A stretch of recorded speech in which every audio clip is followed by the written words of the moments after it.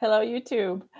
This is my first live YouTube broadcast, so I think I've got the right clothing on for it. Be awesome, and I have the right thing I want to talk to you about today, which is what is the true meaning behind being inspirational. My name is Kayla Philo. I'm a video coach, and I'm the creator of the Mirror Your Brilliance on Video method. So, what I want to talk about is, well, one thing I love about my business is that working with clients as a video coach and also having this course on how to do video for your business, using your own equipment and stuff, is that it also, so much of it is not about the tech. It's about the mindset. It's about all the stuff that it bubbles up for my audience, which are women who are building their businesses, the face of their business, coaches, consultants, experts. And they don't necessarily, hop out of bed every day wanting to be on video. But what they do hop out of bed every day wanting to be is inspirational for their audience. So I want to scope out from video just for a minute. And of course, we'll come back to that. And share a little bit about what does that really look like. Because I love the online personal development space. I love all the online entrepreneurship. I love all the positive energy around a lot of content that's out there. But sometimes it feels, a little fluffy. So let's talk about, being inspirational and what does that really take? Well, I believe it takes four things. So the first thing that it takes is just believing that you can be inspirational. And that may sound simplistic, but believe it or not, I see so many women stop just at this point because they have this unspoken or unrealized, or sometimes it is realized and then they feel ashamed a little bit, but this doubt inside that what they have to offer is really of value enough to put themselves out there in a big way. And so they don't have the belief that they could even, step into a point of being inspirational. So they stop right there. So number one is just believing it. You have to you have a mindset for it, that what you have is of value and you can be inspirational around it. So that's the first thing. The second piece is tied to that. Of course, all these are interrelated, but the second piece is you have to be credible. Of course, you have to know what you're talking about and walk your talk. I think we've all experienced, a mountaintop moment with an amazing, inspirational person who perhaps after the fact wasn't really walking their talk or or didn't follow up or whatever it was. And, no judgment. I think, we're all here on our life journey, hopefully doing lots of experiments and figuring out where we're supposed to be and finding our path. So that's fine. But I think that we've all, seen the difference between someone who was trying really hard to be inspirational around something that maybe they really hadn't done the hard work to earn, that badge around it yet. And this is especially in, coaching or business spheres more that I'm talking about. So that would be the second thing. You need to be credible, but being credible isn't enough to be inspirational. And why is that? Well, you can be very credible in the content that you're putting out there, in your expertise, and it's super important part of your outreach, right? Is putting out value add content that helps your audience. That can be done though, almost like I compare it to being more of a documentarian, when you're just putting stuff out there like how to or tips or whatever. That's awesome and valuable, but that's more like just documenting the life of your business. The inspirational piece comes when you take a risk. That's when it turns it into inspiring, is you take a risk and you share that process and you share the results of it with almost no filter to your audience. Now, I don't mean, not being inappropriate or anything, but I don't mean that everything always is tied up with a bow at the end, because what we want to show, especially in this, new online world, is you want to be authentically trying things, taking a risk in service of your audience, and then sharing those results with them. And then they go, what do they say? They say, wow, she could do that, then maybe I could too. Or I'm going to learn from that misstep that she just shared with me. And I can't believe she was so brave that she would do that. And I'm going to learn not only not to take that, the step, but I'm also going to learn, wow, that's really brave to share when we're not perfect. And so that's what I mean by inspirational content versus just kind of documentary how-to content. I hope that makes sense. Let me know if it doesn't.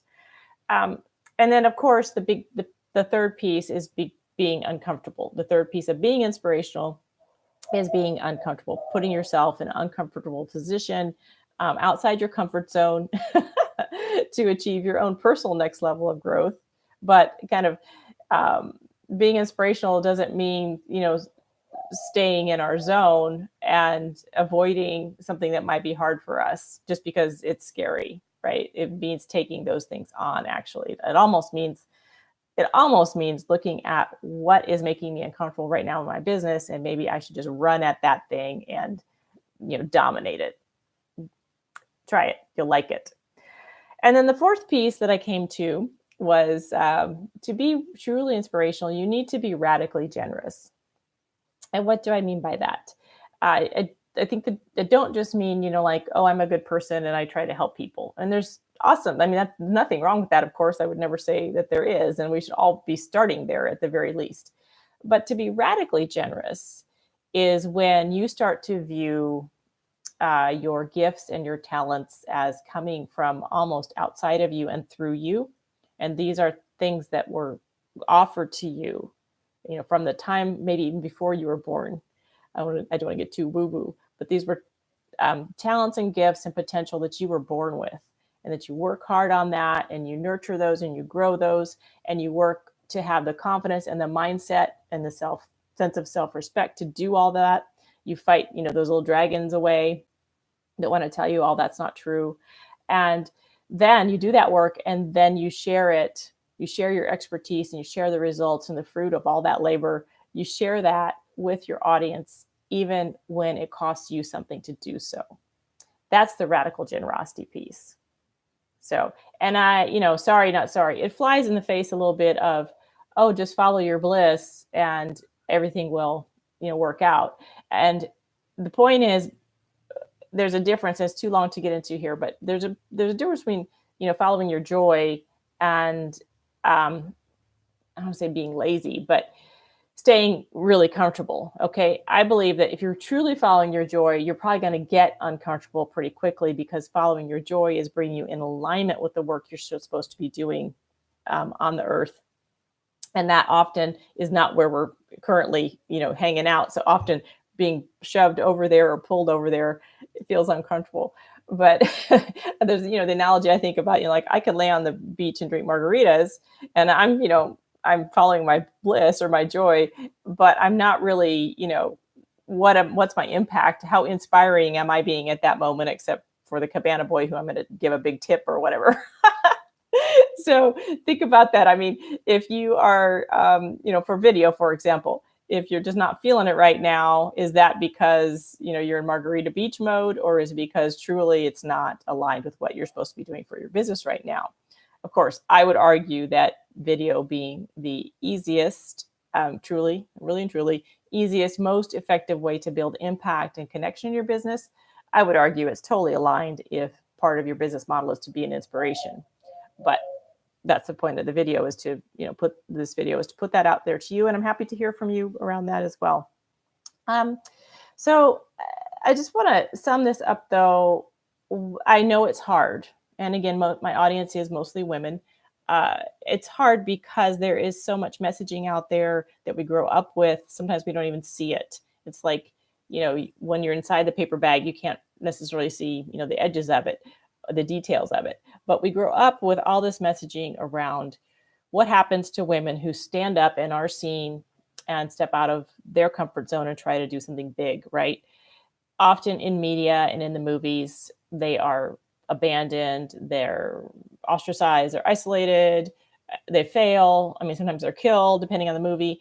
It's really toxic messaging. And the first step to that is just to look at it and say, oh, okay, perhaps that has had an influence on how I feel about being seen on video. And perhaps I can look at that and go, okay, I see that, but I'm not going to let it stop me. I'm just going to try it at least.